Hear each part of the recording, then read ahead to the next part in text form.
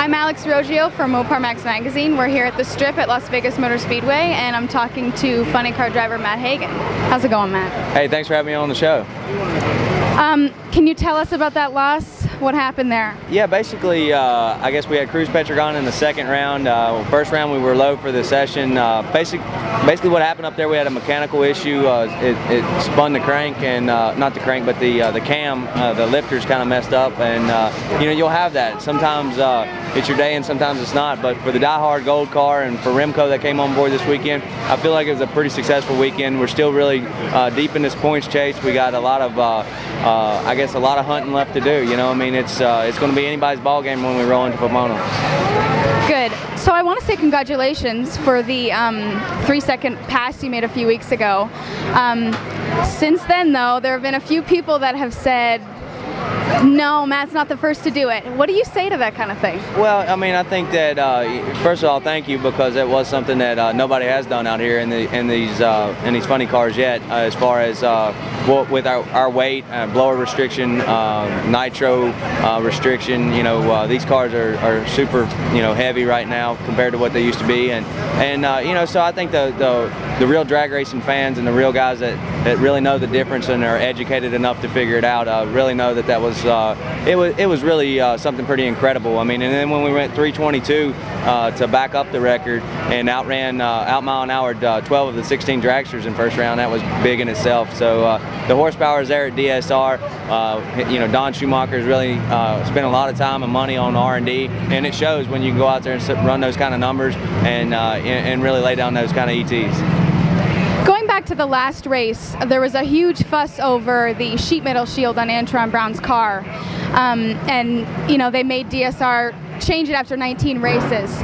Do you think the NHRA is being unfair with that?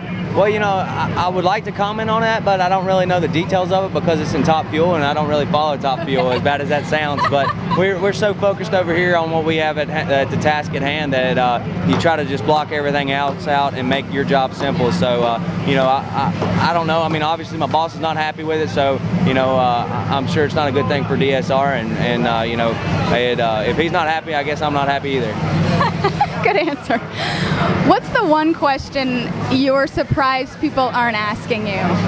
You know, I don't know. I guess a lot of folks are asking me how I feel, you know, but you know, you get a million questions, so I think they've covered it all. I mean, for us, it's just laid back, you know, do our deal. Last year we kind of got a little bit caught up in this points chase, and this year we're taking it in and enjoying it. I mean, to be back in the hunt 2 years in a row out of 3 years of driving one of these cars, I think it's pretty special in itself. So I think that the biggest thing that we can do is just enjoy the moment. So, do you ever find yourself amazed by everything that's happened to you in your career in the past few years? Well, I mean, absolutely, it is amazing that things have progressed as fast as it has, but you know, I put myself around really good people, and Tommy DeLago, he's a brilliant crew chief.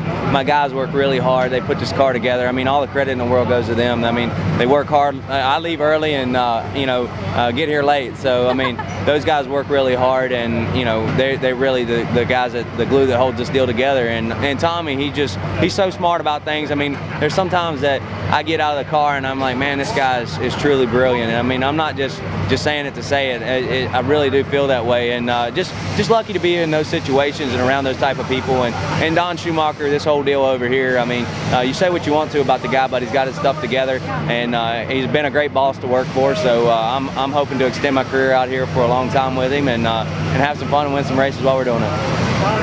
And lastly, how do you feel going into the last race with just one more point than your opponent? Is that going to change your strategy at all? No, I mean, it's like I said, it's anybody's ball game. We rolled in here behind, you know, 1 point ahead. I don't think you can feel comfortable about that by no means. So, you know, Cruz might, if he wins this thing, he'd probably lead the points. So it just depends on how the chips fall, and you can't control it. So sometimes you got to turn it over to the big guy in the sky and let happen what happens. You know, I mean, obviously I'm going to go up there and do my job the same every time. Tommy's going to do the best job he can, and these guys that are working on the car are going to put it together the same. So other than that, it's out of your control. And you just do the best you can up there. Try not to think about it, because you can bite your nails about it all day long and it doesn't change anything. So why worry? So have some fun. We're in Vegas, and you know, kind of relax now. We'll go out here and watch this race. That's a good plan. Well, good luck to you, and thank you for your time. Thanks so much. I'm Alex Roggio for MoparMax.